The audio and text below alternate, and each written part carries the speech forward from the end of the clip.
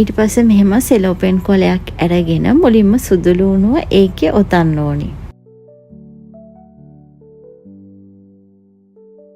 ඊට පස්සේ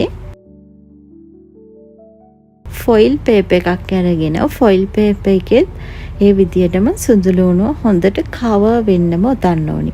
මේ මම පෙන්නන විදියටම හොඳට මේක ඔතන්න. බ්ලැක් ගාලික් අපි හදාගන්නේ රයිස් කුකර් එකේ. රයිස් කුකර් එකේ දවස් 10ක් අපි මේක දාලා තියන්න ඕනි. දවස් 10ම වෝම් මූඩ් එකේ තමයි දාලා තියන්න ඕනි. මේක ඇත්තටම එච්චර ලොකු අමාරු වැඩක් නෙවෙයි. හරි ලේසි. ලොකු වෙලාවක් යන්නෙත් නැහැ.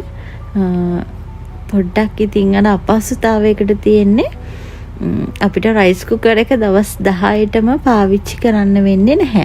ඒකට ඉතින්